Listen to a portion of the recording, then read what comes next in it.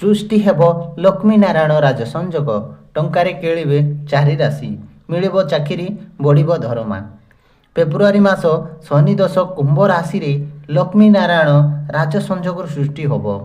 ପଞ୍ଜିକା ଅନୁସାରେ ଫେବୃଆରୀ ମାସରେ ବୁଧ କୁମ୍ଭ ରାଶିରେ ପ୍ରବେଶ କରୁଛନ୍ତି। ଏହାପରେ ଶୁକ୍ର ମଧ୍ୟ 6 ତାରିଖରେ ପ୍ରବେଶ କରିବେ।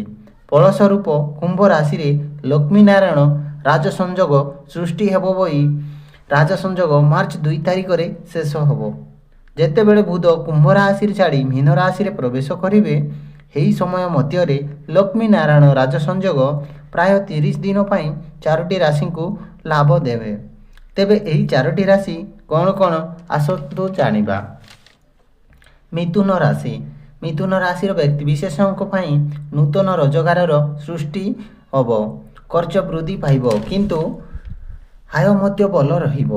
ବ୍ୟବସାୟ ସହିତ ଜଡ଼ିତ ଲୋକଙ୍କୁ ସମ୍ପୂର୍ଣ୍ଣ ଲାଭଦାୟକ ରହିପାରେ। ଆପଣଙ୍କ ଲାଭ ଆଶାଠାରୁ ଅଧିକ ହୋଇପାରେ।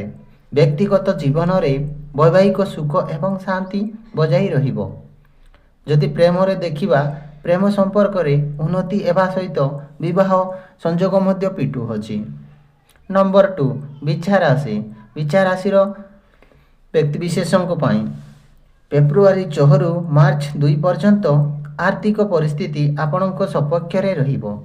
ସହଜରେ ଆର୍ଥିକ ରୋଜଗାର କରାଇବାର ବାଟ ଫିଟିବ। ଚାକିରି ବ୍ୟକ୍ତିଙ୍କ ପାଇଁ ଦରମା ବୃଦ୍ଧି ପାଇପାରେ। ବ୍ୟବସାୟୀମାନେ ମଧ୍ୟ ସେମାନଙ୍କର ଲାଭ 2 ଗୁଣା କରିପାରନ୍ତି। କାମ ପାଇଁ କିଛି ଦୂରଯାତ୍ରାକୁ କରିବାକୁ ପଡ଼ିପାରେ। ଘର କିମ୍ବା ନୂତନ ସମ୍ପତ୍ତି କିଣିବା ବିଷୟରେ ଭାବୁଛନ୍ତି, ସେମାନଙ୍କ ପାଇଁ ଲାଭଦାୟକ ରହିପାରେ। ମକର ରାଶି। ମକର ରାଶିର ଶୁକ୍ର ଏବଂ ବୁଧ ଲକ୍ଷ୍ମୀନାରାୟଣ ରାଜ ସଂଯୋଗର ମକର ରାଶି ପାଇଁ ଆର୍ଥିକ ଦୃଷ୍ଟିରୁ ବହୁତ ଭଲ ଶୁଭ ରହିବ। ପୁରୁଣା ନିବେଶରୁ ଲାଭ ପାଇ ଖର୍ଚ୍ଚ ନିୟନ୍ତ୍ରଣ ରହିବ। ଋଣ ଏବଂ ଚାପ ପାଇପାରେ। ବ୍ୟାଙ୍କ ବାଲାନ୍ସ ବୃଦ୍ଧି ହୋଇପାରେ। ଏହି ସମୟରେ ମାନସିକ ଶାନ୍ତି ରହିବ। ଦୀର୍ଘ ଦିନ ଧରି ପଡ଼ି ରହିଥିବା କାର୍ଯ୍ୟ ଧୀରେ ଧୀରେ ସମାପ୍ତ ହେବା ଆରମ୍ଭ ହେବ। ପରିବାର ଶାନ୍ତି ଏବଂ ସୁଖ ରହିବ। ସ୍ୱାସ୍ଥ୍ୟ ଉନ୍ନତି ଘଟିବ। ନମ୍ବର 4, କୁମ୍ଭ ରାଶି। କୁମ୍ଭ ରାଶିର ବ୍ୟକ୍ତିବିଶେଷମାନେ ବର୍ତ୍ତମାନ ଶନିଙ୍କ ସାଢ଼େ ସତୀ ଏବଂ ରାହୁଙ୍କ ପ୍ରଭାବ ଅନୁଭବ କରୁଛନ୍ତି। ସେମାନେ ଲଗ୍ନ ଲକ୍ଷ୍ମୀନାରାୟଣ ରାଜ ସଂଯୋଗ ଭଲ ସଂକେତ, ହଠାତ୍ ଆର୍ଥିକ ଲାଭ ଅନୁଭବ କରିବେ। ଅଜ୍ଞାତ ସ୍ରୋତରୁ ଟଙ୍କା ପାଇପାରନ୍ତି।